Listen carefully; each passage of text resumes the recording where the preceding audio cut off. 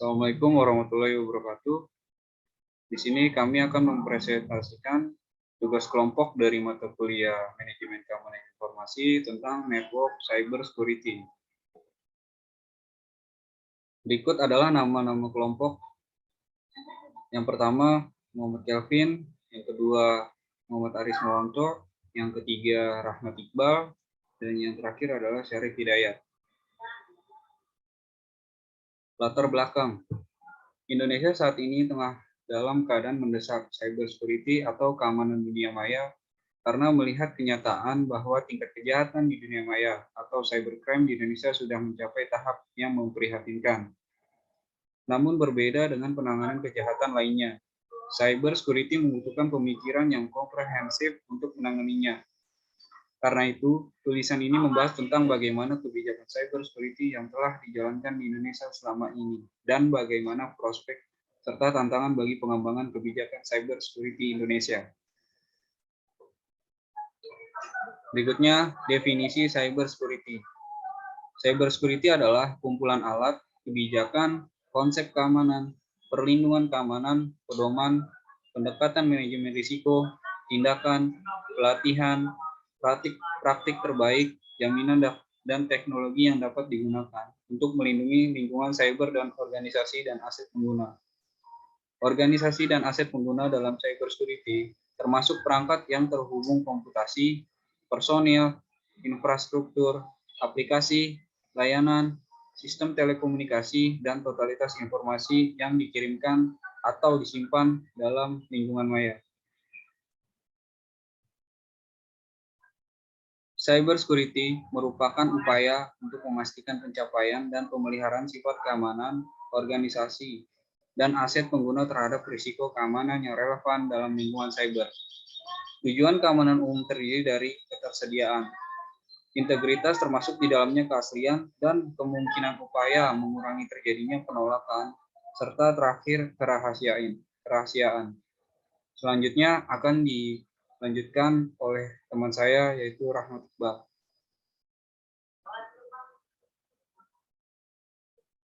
Baik, saya akan melanjutkan slide selanjutnya.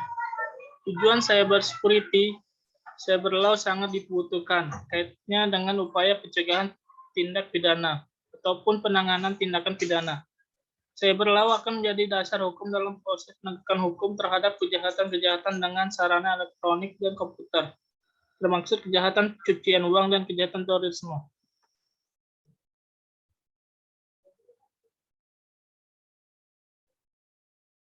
Kerugian yang disebabkan karena tindakan kejahatan yang memanfaatkan maupun di dunia cyber di Indonesia menurut data AI telah mencapai 1,20% dari tingkat kerugian akibat cybercrime yang terjadi di dunia sebagaimana terlihat dalam tabel berikut ini. Akan dilanjutkan slide selanjutnya oleh Muhammad Kelvin.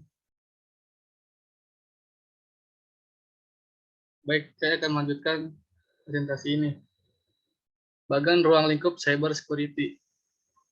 Dari gambar tersebut dapat diketahui bahwa ruang lingkup cyber security dimulai dari install, harden, atau keamanan terkait dengan perangkat keras yang digunakan dalam mengoperasikan internet, monitor, yang menyebabkan terjadinya insiden atau kejadian, dan insiden itu dapat pula berasal dari serangan atau cyber attack yang membutuhkan penanganan terhadap insiden tersebut dengan melakukan uji forensik sebagai pembuktian dalam penegakan hukum terhadap terjadinya cybercrime. Secara nasional, menurut Hashim Gautama terdapat sejumlah permasalahan terkait dengan pembangunan cyber security yang tangguh diantaranya. 1. Lemahnya pemahaman penyelenggara negara akan security terkait dengan dunia cyber yang memerlukan pembatasan penggunaan layanan yang servernya berada di luar negeri dan diperlukan adanya penggunaan security system. Yang kedua, legalitas penanganan penyerangan di dunia cyber. 3. Pola kejadian cybercrime sangat cepat sehingga sulit ditangani. Yang keempat, tata kelola kelembagaan cyber security nasional.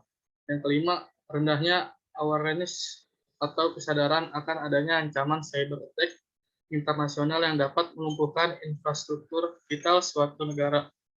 Yang keenam, masih lemahnya industri kita dalam memproduksi dan mengembangkan perangkat keras atau hardware terkait dengan teknologi informasi yang merupakan celah yang dapat memperkuat maupun memperlemah pertahanan dalam dunia cyber.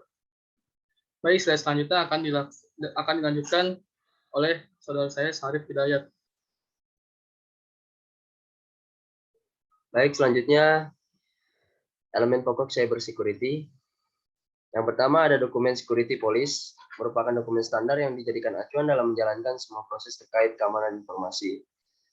Yang kedua, information infrastructure, merupakan media yang berperan dalam kelangsungan operasi informasi meliputi hardware dan software. Contohnya adalah router, switch, server, sistem operasi, database, dan website. Yang ketiga ada perimeter defense, merupakan media yang berperan sebagai komponen pertahanan pada infrastruktur informasi, misalnya IPS, dan firewall. Yang keempat ada network monitoring system, merupakan media yang berperan untuk memonitor kelayakan, utilitas, dan performance infrastruktur informasi. Yang kelima ada System Information and Event Management, merupakan media yang berperan dalam memonitor berbagai kejadian di jaringan termasuk kejadian terkait pada insiden keamanan. Yang keenam ada Network Security Assessment, merupakan elemen cyber security yang berperan sebagai mekanisme kontrol dan memberikan measurement level keamanan informasi. Dan yang terakhir, Human Resource dan Security Awareness, berkaitan dengan sumber daya manusia dan awareness-nya pada keamanan informasi. Selanjutnya ada 4 fondasi utama yang mendukung perkembangan teknologi informasi. Yang pertama ada perkembangan perangkat lunak atau software. Yang kedua seperti sistem dan aplikasi dan perkembangan alat keras atau hardware. Yang ketiga perkembangan sarana dan prasarana teknologi informasi, manajemen isi atau content management. Dan yang terakhir adalah telecommunication and networking atau perkembangan internet serta perdagangan online atau melalui internet. Selanjutnya kebijakan cyber security yang ada di Indonesia. Peraturan Menteri Komunikasi dan Informatika nomor 26 garis miring per garis miring M.Kominfo garis miring 5 garis miring 2007 tentang pengamanan pemanfaatan jaringan telekomunikasi berbasis protokol internet yang kemudian direvisi dengan Peraturan Menteri Komunikasi dan Informatika. Salah satu yang diatur dalam peraturan tersebut adalah pembentukan ID SIRT II yang merupakan kepanjangan dari Indonesia Security Incident Response Team on Internet Infrastructure. Adalah tim yang ditugaskan untuk Menteri Komunikasi dan Informatika untuk membantu pengawasan keamanan jaringan telekomunikasi berbasis protokol dan internet. Tugas dan fungsi dari ID SIRT II diantaranya melakukan pemantauan, pendeteksian dini, peringatan dini terhadap ancaman dan gangguan pada jaringan, berkoordinasi dengan pihak-pihak terkait di dalam maupun luar negeri. Dan yang terakhir, menurut Hashim Gautama, kerangka hukum cyber security di Indonesia saat ini dibangun diantaranya berdasarkan atas dasar Undang-Undang Informasi dan Transaksi Elektronik Nomor 11 Tahun 2008, Peraturan Pemerintah tentang Penyelenggaraan Sistem dan Transaksi Elektronik Nomor 28 Tahun 2016 serta Surat Edaran Menteri dan Peraturan Menteri. Sekian dari presentasi kelompok kami. Kurang lebihnya mohon maaf. Wassalamualaikum warahmatullahi wabarakatuh.